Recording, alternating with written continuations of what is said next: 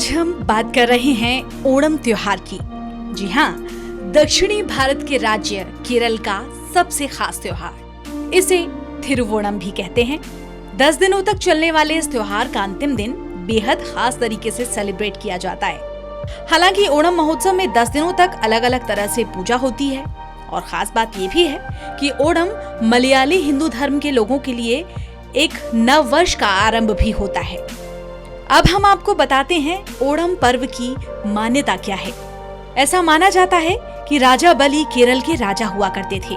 उनके राज्य में प्रजा बहुत सुखी और संपन्न थी। इसी दौरान भगवान विष्णु वामन अवतार लेकर आए और 3 पग में उनका पूरा राज्य लेकर उनका उद्धार कर दिया। माना जाता है कि वो साल में एक बार अपनी प्रजा को देखने के लिए आते हैं। तब से केरल में हर साल राजा बलि के स्वागत में ओणम का पर्व मनाया जाता है। मलयालम कैलेंडर के मुताबिक जब चिंगम माह में श्रावण थिरुवोणम नक्षत्र प्रबल होता है तब थिरुवोणम की पूजा की जाती है।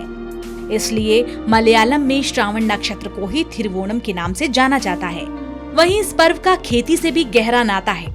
इस दिन किसान नई फसल उगने की खुशी में भी सेलिब्रेट करते हैं। ओणम महोत्सव में 10 दिनों तक अलग अलग तरह से भगवान की पूजा अर्चना की जाती है। जैसे उत्तरी भारत में हम लोग दिवाली मनाते हैं, ठीक वैसे ही केरल में ओणम महोत्सव की शुरुआत होती है। लोग घरों को सजाते हैं, संवारते हैं, घरों के आंगन में रंगोली बनाते हैं जिसे पूलकम कहा जाता है। ओणम में पहले दिन ये रंगोली छोटी होती है, लेकिन हर दिन के साथ इस रंगोली में एक पंक्ति बढ़ा दी जाती है, जिससे 10वें दिन इसका आकार बहुत बड़ा हो जाता है। इस पूलकम के बीच त्रिकारप्पन राजा महाबली और उनके अंगरक्षकों की प्रतिष्ठा की जाती है, जो कच्ची मिट्टी से बनाई जाती है। इस त्योहार पर केले के पत्तों पर सांध्या भोज किया जाता है। इसके लिए 26 तरह के व्यंजन बनते हैं। ये केरल का एक राजकीय पर्व भी है, लिहाजा इस दिन नौका दौड़ जैसे खेलों का आयोजन भी होता है।